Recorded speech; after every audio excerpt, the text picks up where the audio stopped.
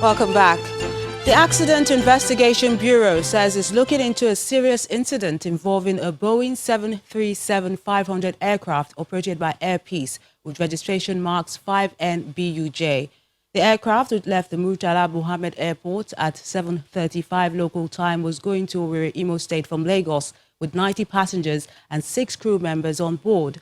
The flight crew is said to have declared an engine failure at about 7:47 local time and subsequently made an air return to Lagos, landing safely at 8:36 local time with all occupants disembarking safely. The Anambra State Governor, Willie Obiano, has inspected the ongoing construction of the State International Conference Center in Awka, the state capital, announcing that all necessary materials for the completion of the project have already been bought. Inspecting the project alongside some principal officers and consultants overseeing the project, the governor received assurances that it will be delivered in March 2020. This is the ever-busy MCC junction in Onitsha, Anambra State. It's along the same road that a tanker explosion destroyed the Ochanja market.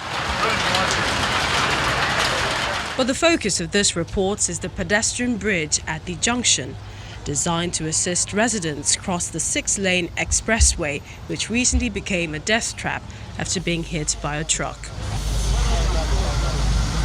The outcry drew the attention of the Anambra State government, and work has since commenced on the bridge. Governor Willie Obiano is here to inspect the construction. From MCC Junction, Onitsha, the governor moves to the site of the State's International Conference Center, Agwoka, to see the progress of work. This multi-purpose International Conference Center is taking shape. What is left now is for the pillars to be raised, to be able to receive the formwork for the roofing, and also the aluminium profiling that will be done, on the enclosures, before the final finishing touches. And I'm confident that, just like the contractor said, that this place will be delivered very soon. The project consultant takes the team on a tour of the facility. The project consultant gives the reassurance on the timely completion of the 10,000 capacity structure. Every person is giving us all the support that we need. The design is quite challenging and they're giving us all the support, so we don't see any problem. Because His Excellency is passionate about it, and the deadline is end of March 2020. The International Conference Center project started early this year, and going by the assurances given by the contractor, the project is expected to be ready for use by the year 2020.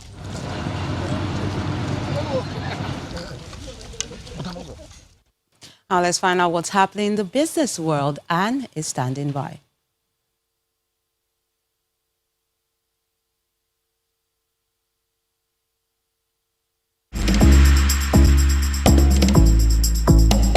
You First. First Bank.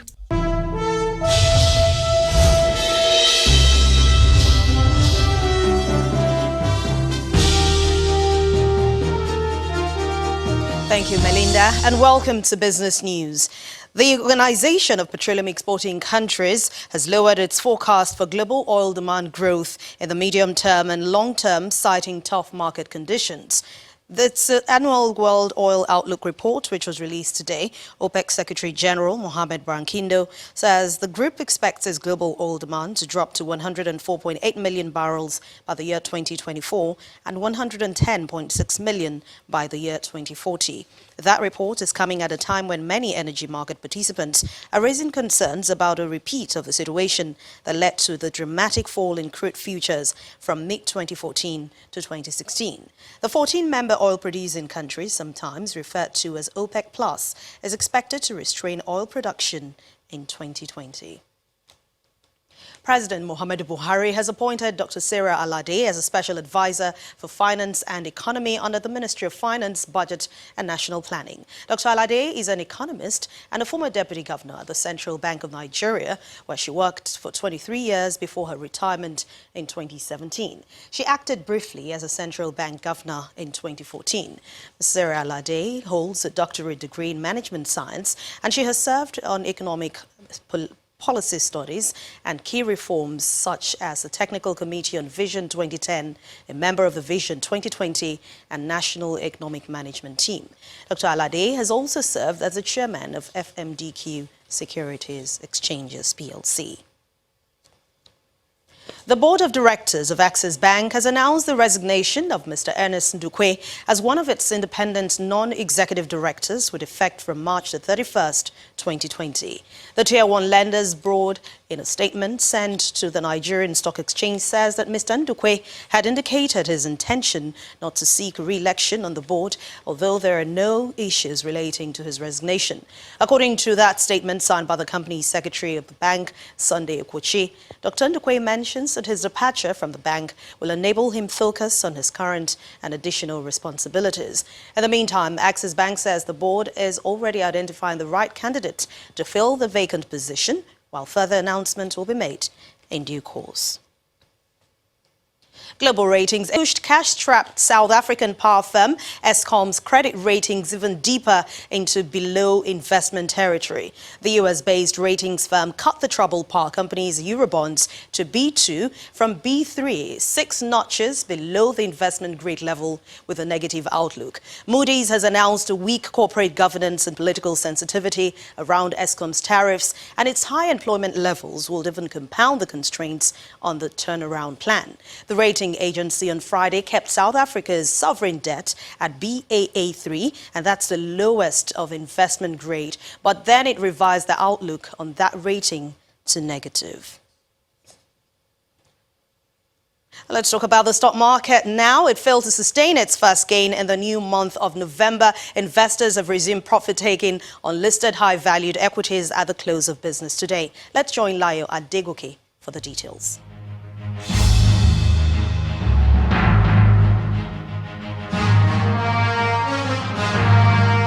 Hello and welcome to the Stock Market Report. Profit-taking on the shares of MTN Nigeria and consumer goods giant Nestle and Guinness dragged the overall index back into the negative territory by 0.10%. Looking at the sectoral table, we see that 2 out of the 5 sectors we track closed the day negative, with consumer goods taking the heaviest hit, down 2.17%, while industrial goods lost 0.08%. The 1.27% gain from the banking sector results from increases in the share price of Tier 1 lenders Access, Zenith and FBN Holdings. Just like Monday's session, shares of Insurer Law Union and UBA were the most traded for the day, while shares of Zenith Bank were the highest in terms of value. Total turnover of shares traded were lower compared with Monday's session, as 304.27 million shares worth almost 4 billion naira changed hands in 3,091 deals. These are the top 3 gainers and losers for the day. Well, that's it on the Stock Market Reports. I'm Layo Adegoke.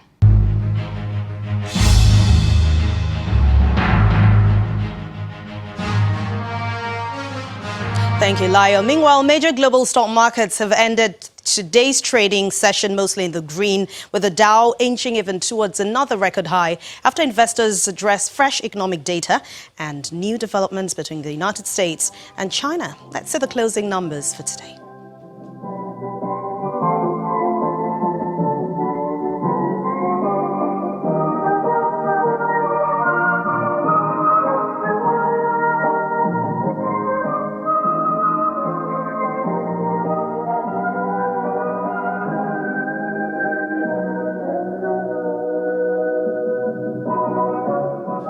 And with those great numbers, we end Business News tonight. Thank you for watching. I'm Anne Nwawadu. It's back to you, Melinda.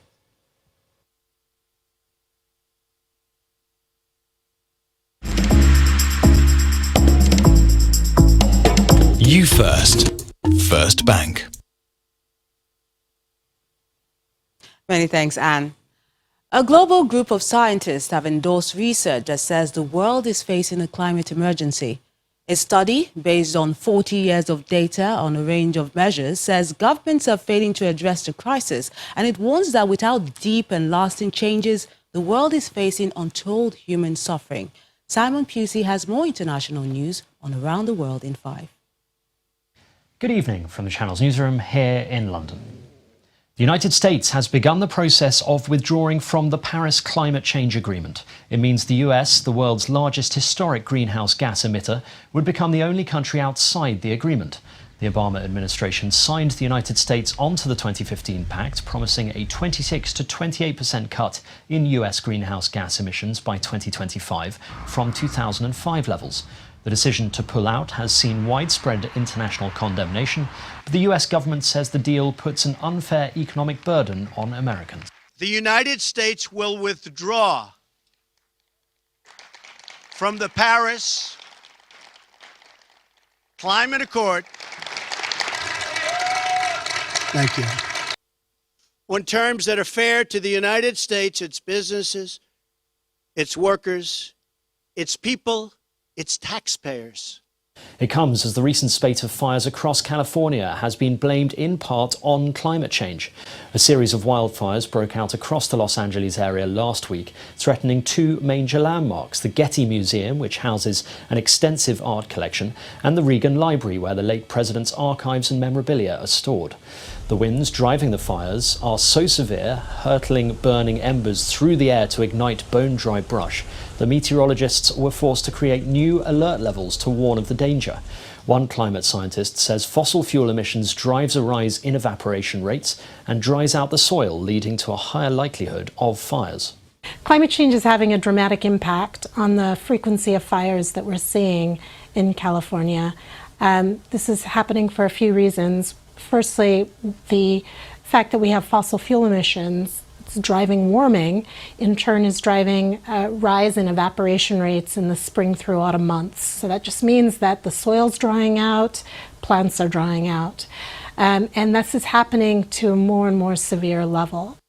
Iran will begin injecting gas into centrifuges used to enrich uranium at its underground Fordo facility, rolling back another commitment under a 2015 nuclear deal. President Hassan Rouhani said the step was reversible if world powers involved in the deal upheld their commitments. Enriched uranium can be used to make reactor fuel, but also nuclear weapons. This is the fourth step taken by Iran since July in response to US sanctions reinstated by President Donald Trump. The international response has been one of concern at Iran's latest move. Chinese President Xi Jinping has met Hong Kong's chief executive Carrie Lam in a rare meeting between the two leaders. After hearing Lam's report on the recent situation in Hong Kong, Xi said his counterpart had strived to stabilise the situation and improve the social atmosphere, and maintained the Chinese government still has a high degree of trust in Lam. He noted that ending violence and restoring order remains the most important task for Hong Kong. It comes a few days after a man went on a knife rampage in the city, leaving at least 5 people wounded. The House of Commons' new Speaker, Lindsay Hoyle, has entered Parliament for his first day in the job. Hands off strangers! Hoyle, who has been Deputy Speaker since 2010, was elected after 4 rounds of secret ballots in a process which took several hours. In the 3 years since Britain voted to leave the European Union, the Speaker has played an increasingly influential role in the process of parliamentarians debating the rights and wrongs of Brexit and passing the laws needed to implement it. A transport supervisor in San Francisco's Bay Area is being hailed a hero after saving a man from a fatal train collision on Sunday. CCTV video shows a platform crowded with football fans before a man falls onto the track and into the path of an oncoming train. The supervisor, called John O'Connor, leapt into action and can be seen pulling the man back onto the safety of the platform moments before the train passes. And finally, drones are the latest technology that scientists are deploying in the fight against malaria. The machines, seen here in Zanzibar in the Indian Ocean, spray mosquito-infested rice fields, which are typical breeding grounds for malarial mosquitoes, with a non-toxic colourless solution. The liquid, which has been tested in laboratories but never before in the field, creates a thin film on the water's surface, killing malarial larvae. Researchers said that using drones in this manner will prove efficient and cost-effective, especially in large irrigation areas. And that's your international news around the world in 5. Many thanks, Simon. Still ahead on the news at 10. Federal High Court in Abuja strikes out corruption case against President of the Nigerian Football Federation, Amaju Pinnick, and 4 other officials. That's in sports news. Join us again.